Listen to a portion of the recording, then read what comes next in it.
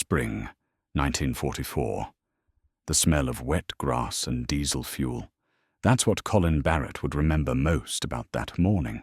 Not the roar of engines or the screaming metal that came later, but the simple smell of his father's tractor oil mixing with the damp English earth. The rolling hills outside Cambridge stretched quiet under a grey sky. Too quiet. The kind of quiet that makes a man's ears ring, searching for sound that isn't there. The war had carved Britain hollow, stripped away every able-bodied man, and shipped them across the Channel. What remained were boys pretending to be men, women holding together farms with blistered hands, and old men who remembered the last war and prayed this one would end differently.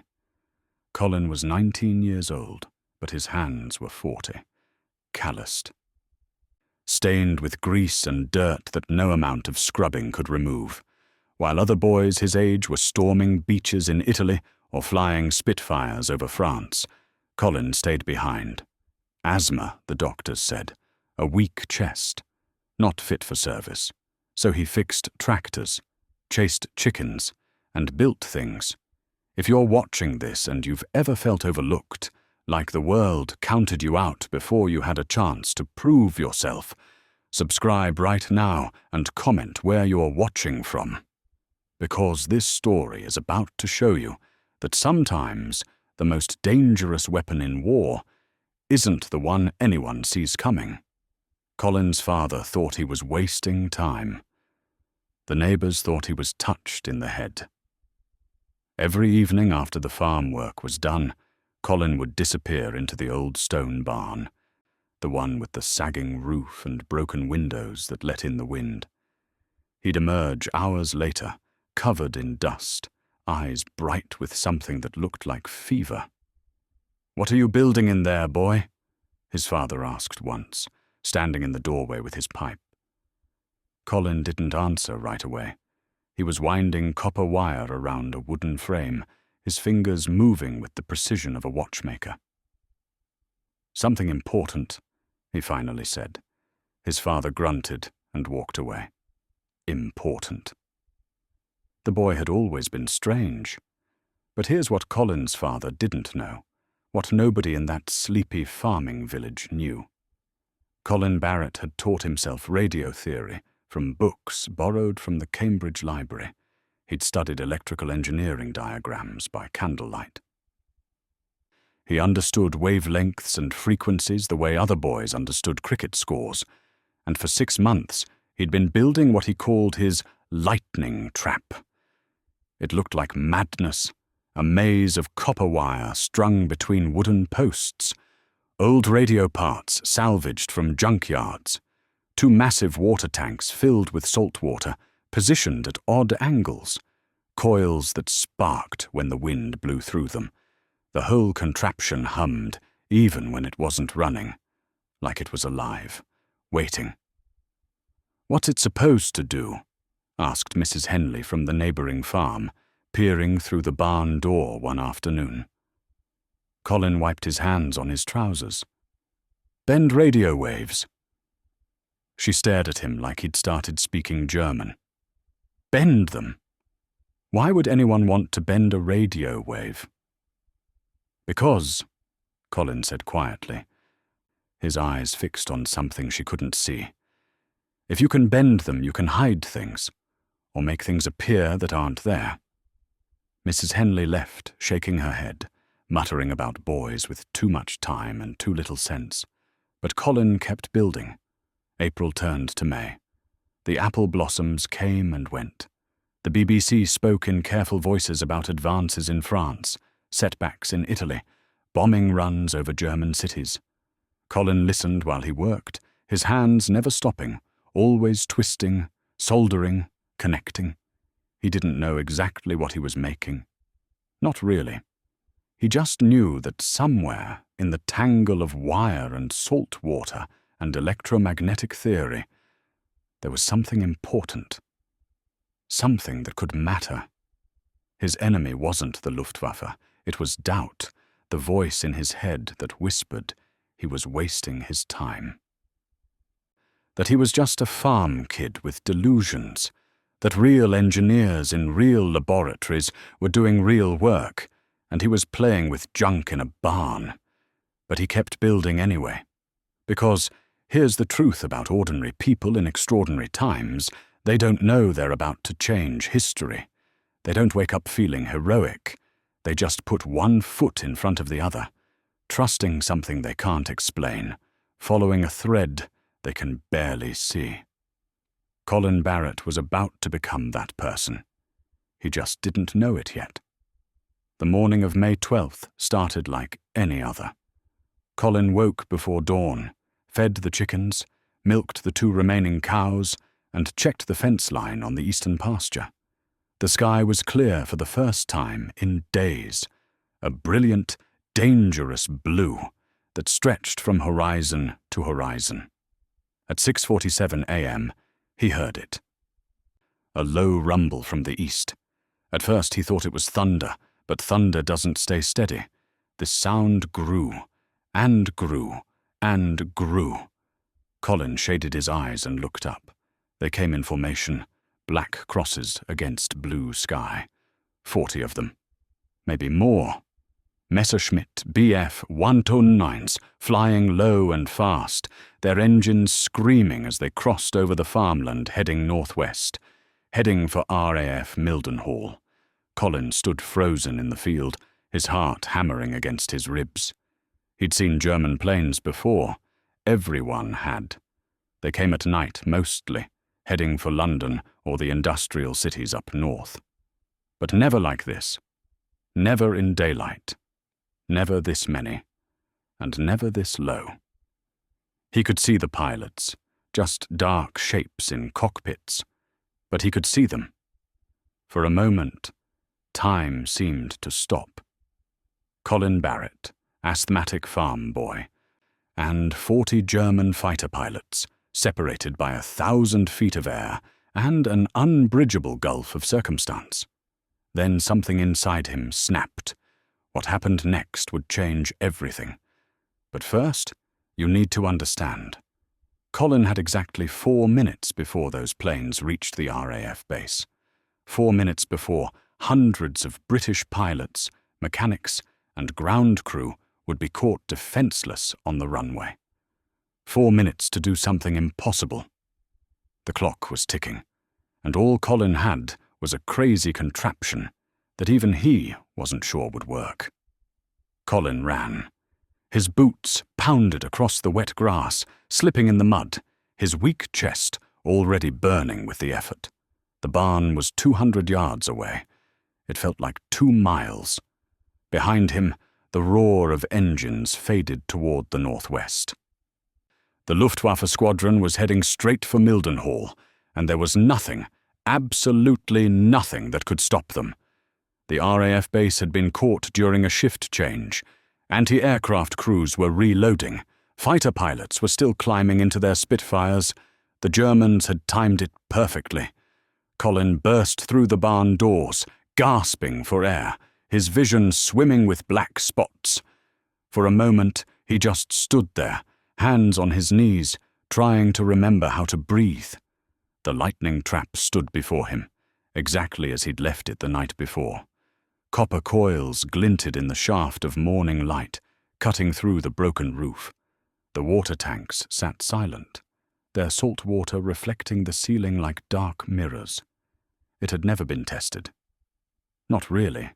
He'd run small experiments, created tiny electromagnetic pulses that made his father's radio crackle, but nothing like what he was thinking now. Nothing this insane. "Please," Colin whispered to no one in particular. To God, maybe?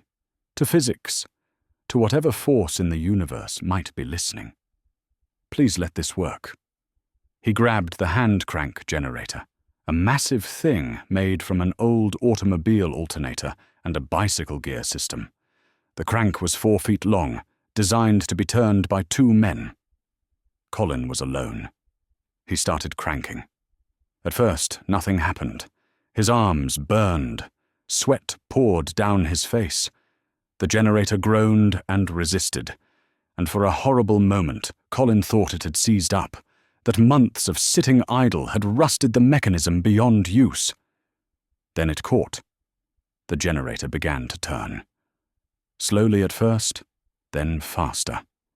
A low hum filled the barn.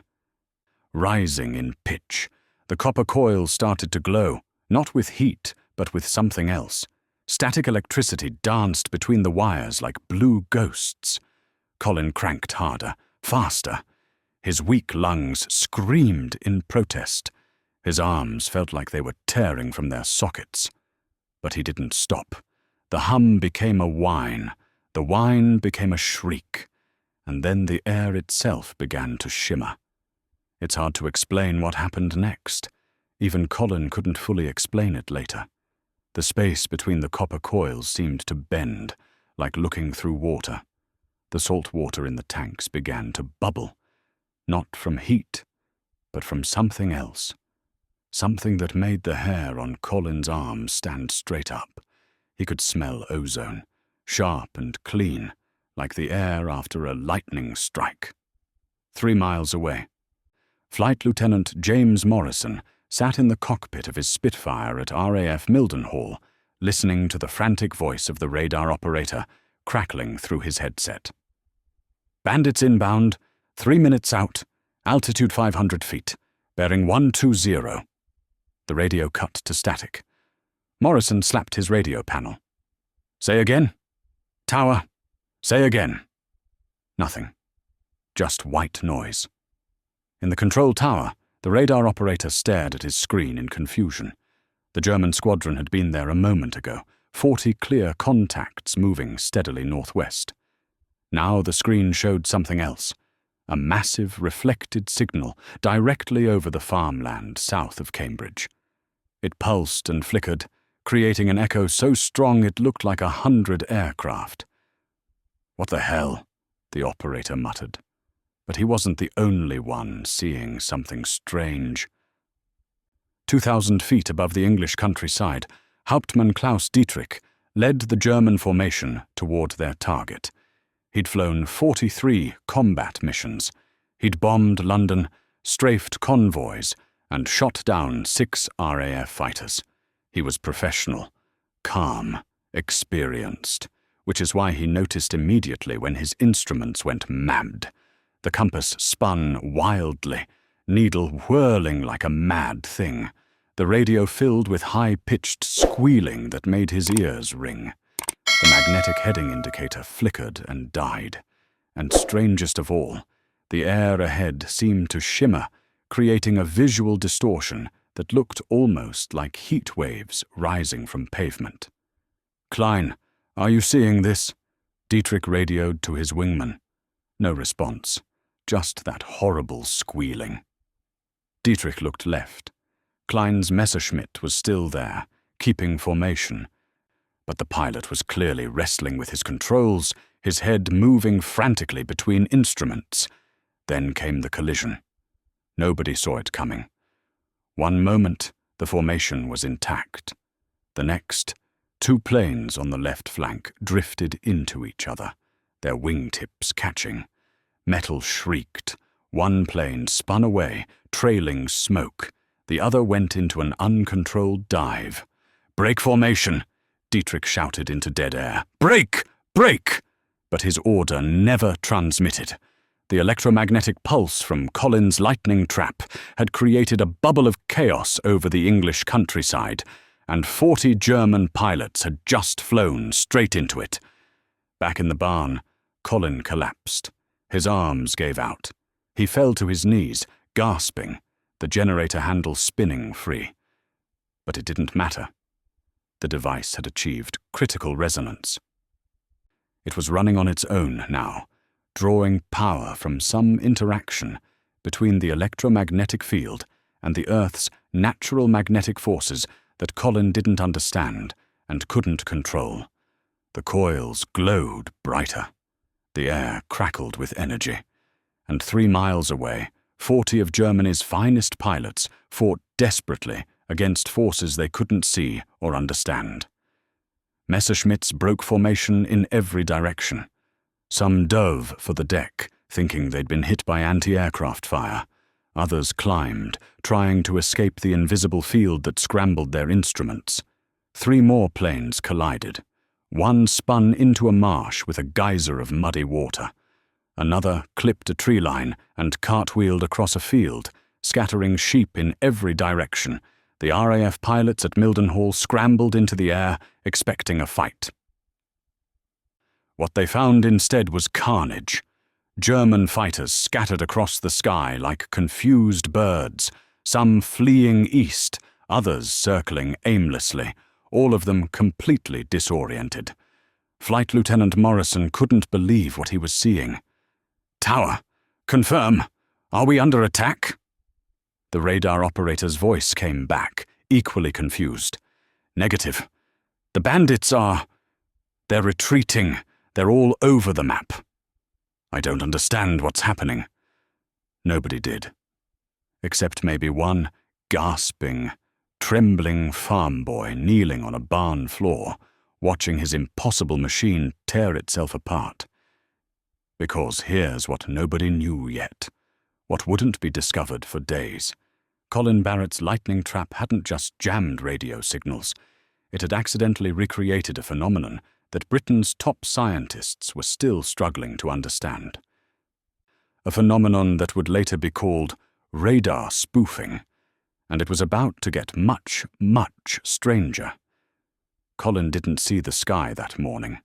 He was lying on the barn floor, his chest heaving, staring up at the rafters while blue lightning danced above his head. The copper coils were melting. He could smell it. Hot metal and burning insulation, mixing with the ozone until the air itself seemed poisonous. He tried to stand. His legs wouldn't work. His arms felt like dead weight. For a terrifying moment, he thought he was dying, that his weak heart had finally given out, that this stupid, desperate gamble had killed him. Then the humming stopped. The silence hit like a physical thing. One moment, the barn was screaming with electromagnetic fury. The next, nothing. Just the drip of water from the leaking roof and the distant sound of aircraft engines fading toward the horizon. Colin rolled onto his side and vomited into the dirt. When he finally managed to stand, his legs shaking beneath him, he stumbled to the barn door and looked out at the sky. It was empty. Clear blue stretching forever, innocent as Sunday morning. Like nothing had happened. Like the world hadn't just tilted on its axis. But something had happened. Colin could feel it in his bones. 3 miles northwest, RAF Mildenhall looked like someone had kicked over an anthill. Pilots ran across the tarmac. Ground crews shouted orders. Spitfires taxied in every direction, their propellers whirling, ready for a fight that had already ended. Flight Lieutenant Morrison brought his fighter down hard, his mind still reeling from what he'd witnessed. 40 German aircraft, 40 scattered like leaves in a storm. Some had fled east, some had crashed, some had simply vanished into the clouds, their pilots too disoriented to press the attack. In 5 years of war, Morrison had never seen anything like it. "What happened up there?" the ground crew chief asked, as Morrison climbed out of his cockpit. Morrison pulled off his flight cap and ran a hand through his sweat-soaked hair. "I don't know, Chief. I honestly don't know." But someone was beginning to understand. In the radar room, the operator sat staring at his screen, his hand hovering over the telephone that connected him to Fighter Command headquarters in London. He'd been trained to report anomalies. This was more than an anomaly. This was impossible. The radar trace had shown a phantom target, a massive reflected signal that appeared over empty farmland and somehow drew 40 enemy aircraft toward it, like moths to flame. The signal had pulsed for exactly 4 minutes, then vanished as completely as it had appeared. The operator had 2 choices. He could report what he'd seen and sound like a madman, Or he could say nothing and possibly miss something critical. He picked up the phone. "Get me Dr. Harold Greeley," he said. "Tell him it's urgent. Tell him we've got something he needs to see." 4 days passed before they came for Colin. 4 days of confusion and wild rumour. 4 days of villagers whispering about the German planes that fell from the sky. 4 days of Colin lying awake at night, staring at his ceiling, wondering if he'd imagined the whole thing. He'd gone back to the barn the day after. The lightning trap was destroyed. The copper coils had melted into twisted lumps of metal. The wooden frames were charred black. The water tanks had cracked from thermal stress. Their salt water spilled across the dirt floor in dark stains that looked almost like blood. Colin had built something, and then that something had burned itself out of existence, leaving behind only ash and questions. He was mucking out the chicken coop when the car arrived. A black Austin, official-looking, with 2 men in civilian clothes who moved like soldiers. Colin's father came out of the house, wiping his hands on his apron, his face creased with concern. "Colin Barrett?" the taller man asked. Colin's throat went dry. "Yes, sir. I'm Dr. Harold Greeley, Ministry of Supply. This is Captain Winters, RAF Intelligence. We'd like to ask you some questions about what happened here on May 12th. Colin's father stepped forward. "What's this about? My boy hasn't done anything wrong." Dr. Greeley smiled, but it didn't reach his eyes. "No one's suggesting he has, Mr. Barrett. Quite the opposite, in fact." They went to the barn. All 4 of them. Colin's father insisted on coming, his protective instincts overriding his usual deference to authority. Captain Winters carried a briefcase. Dr. Greeley carried a notebook and 3 different kinds of measuring equipment. When they stepped inside and saw the melted remains of the lightning trap, Dr. Greeley went very still. "Good God," he whispered. He moved closer, crouching beside the ruined coils, his fingers hovering over the metal without quite touching it. Captain Winters took photographs.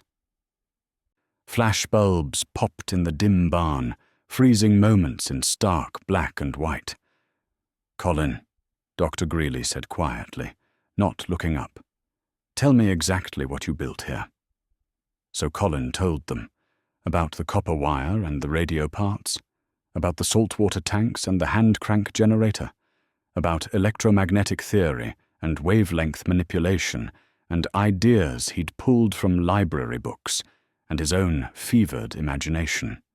He told them about the morning of May 12th, about cranking the generator until his arms burned, about the blue lightning and the shimmer in the air and the smell of ozone so strong it made his eyes water.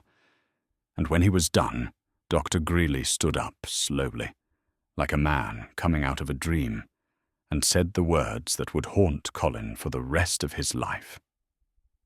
"You shouldn't have been able to do this." Silence filled the barn. "What do you mean?" Colin's father asked. Dr. Greeley turned to face them, and for the first time, Colin saw something in his eyes that looked like fear.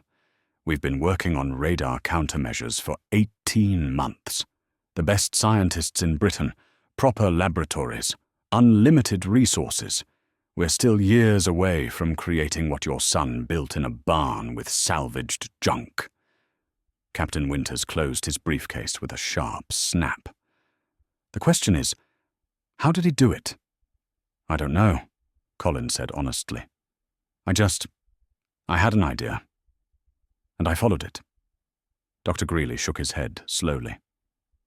"Ideas don't create electromagnetic pulses strong enough to scramble instruments 3 miles away. Ideas don't generate false radar signals. What you did here shouldn't be possible with this equipment. It shouldn't even be theoretically possible." He pulled a small device from his pocket, a Geiger counter, Colin realized with a chill, and waved it over the ruined coils. It clicked steadily, not dangerously high, but present, measurable. You created a sustained electromagnetic field with enough power to affect aircraft electronics at range. You generated a radar-reflective plasma signature using nothing but salt water and copper wire, and you did it without killing yourself in the process. Dr. Greeley looked at Colin with something that might have been awe or might have been horror. "Do you understand what I'm telling you?" Colin shook his head.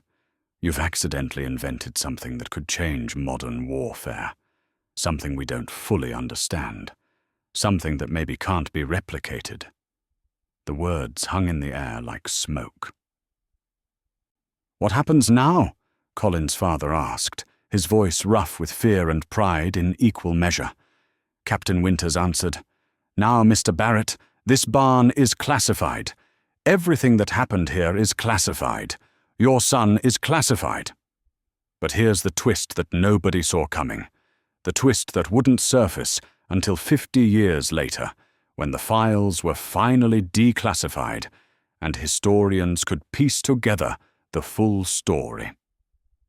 Colin Barrett's lightning trap hadn't just jammed radio signals and created false radar echoes. It had done something else. Something the scientists in 1944 couldn't explain. It had worked because it shouldn't have worked. And that impossibility would haunt British military intelligence for decades. They took everything. Not by force. The British don't do things that way. But over the next 3 weeks, men in civilian clothes came and went from the Barrett farm, carefully photographing, measuring, and cataloguing every piece of the lightning trap. They dug up the earth where the salt water had spilled, looking for chemical residue.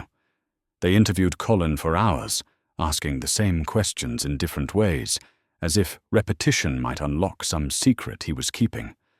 But there was no secret, just a farm boy who'd read too many books and trusted an instinct he couldn't explain. By June, the barn was empty. The equipment was gone, transported to some government facility where proper scientists could study it in proper laboratories. Colin received an official letter thanking him for his contribution to the war effort and reminding him that everything related to May 12th was covered by the Official Secrets Act. He never spoke about it publicly, not once, not even after the war ended. Life returned to normal, or something like it. Colin fixed tractors, chased chickens, and watched the sky. Always watching the sky. His father never asked about that day again, sensing that some doors once closed should stay closed. The Luftwaffe never returned to Cambridge. But here's what Colin didn't know, what he couldn't know, sitting on his quiet farm while the war raged on across Europe. In a basement laboratory beneath London, Dr. Harold Greeley worked 16-hour days trying to understand what had happened in that barn. He had the equipment.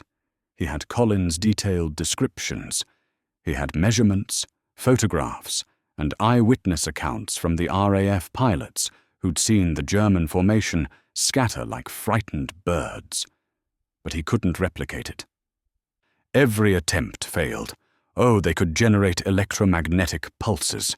They could create radio interference. But that sustained field, that phantom radar echo strong enough to confuse 40 pilots simultaneously, that remained stubbornly out of reach. It's like he stumbled onto something by accident, Greeley told his assistant one night, exhausted and frustrated.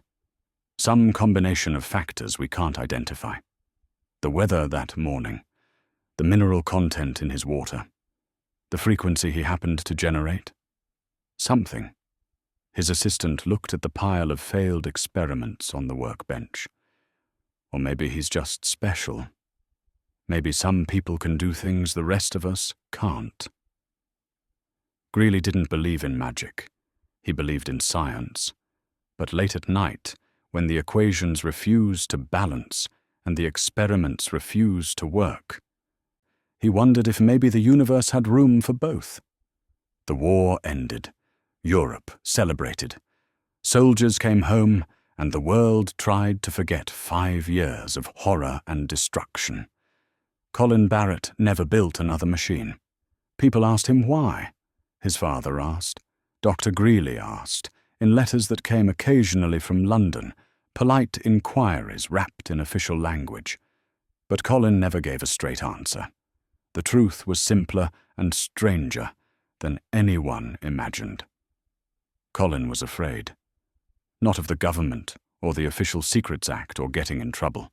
He was afraid of the power he'd touched that morning in the barn. The moment when copper and salt water and desperate prayer had combined into something that bent the laws of physics, something that felt alive. He'd looked into that blue lightning and seen something looking back. Years passed. Decades. The lightning trap became a legend in Cambridge, whispered about in pubs by old men who'd been young during the war. Most people thought it was exaggeration, a myth, one of those stories that grows in the telling until the truth is buried under layers of imagination. But the veterans who'd been at Mildenhall that morning, they knew better. They'd seen the German formation scatter. They'd watched planes collide mid-air for no reason. They'd felt the static electricity crackling through their radio headsets. They knew something impossible had happened. They just didn't know how to explain it. In 1994, 50 years after that spring morning, the British government began declassifying wartime documents. Historians dug through boxes of yellowed paper, piecing together stories that had been hidden for half a century. And that's when someone found the file on Colin Barrett, the researcher who discovered it. A young woman named Dr. Sarah Mitchell almost missed it. The file was thin, marked with multiple classification stamps, buried in a box labeled Experimental Defense Systems, 1944-1945.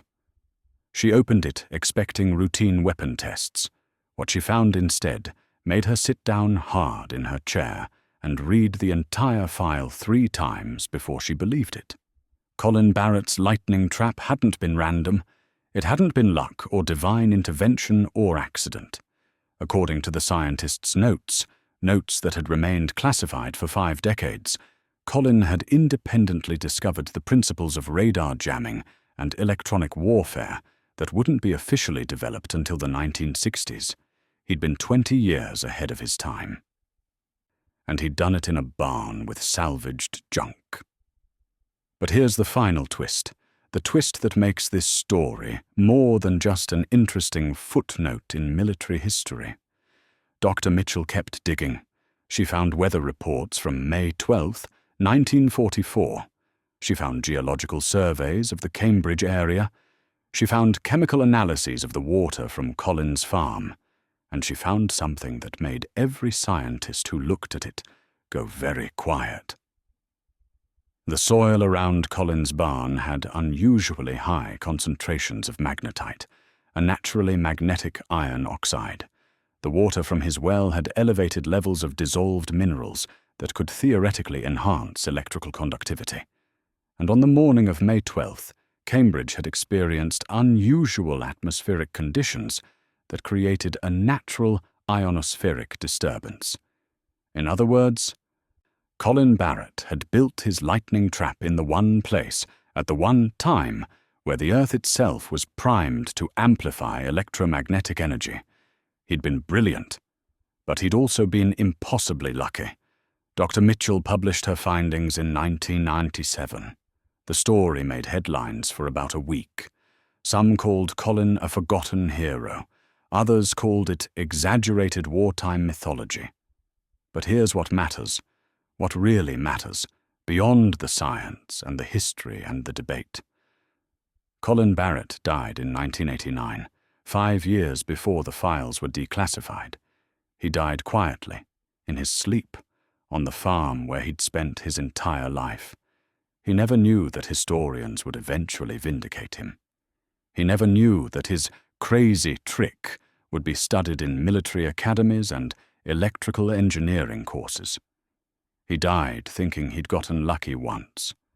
A long time ago, on a morning when the sky was full of danger and he'd been desperate enough to try something impossible. Colin Barrett saved hundreds of lives that morning. British pilots, ground crews, people who went home to their families because 40 German fighters never reached their target. History remembers the generals and the fighter aces, the big battles with the big names. But it was the engineer in the barn, the farm boy with crazy ideas, who changed the outcome of one very important morning in the spring of 1944. His story reminds us that courage doesn't always wear a uniform. Sometimes it wears overalls and smells like diesel fuel and doesn't even realize it's being brave. So here's my question for you. If you were Colin, standing in that field, watching those planes approach, would you have run toward the barn or away from it? Drop your answer in the comments and tell me where you're watching from around the world. I read every single comment, and your stories matter. If this forgotten piece of history moved you, if it reminded you that ordinary people can do extraordinary things, then do me a favor. Hit that subscribe button and join the Echoes of London family. We tell stories like this every day. Stories that deserve to be remembered. Stories about courage that history almost forgot. Thank you for watching. Thank you for caring about these stories. And remember, the next time you think you're too ordinary to make a difference, think about Colin Barrett and his lightning trap. Sometimes the most powerful weapon in the world is one person who refuses to do nothing.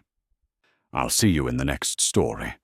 Until then, stay curious, stay brave, and keep listening to Echoes of London.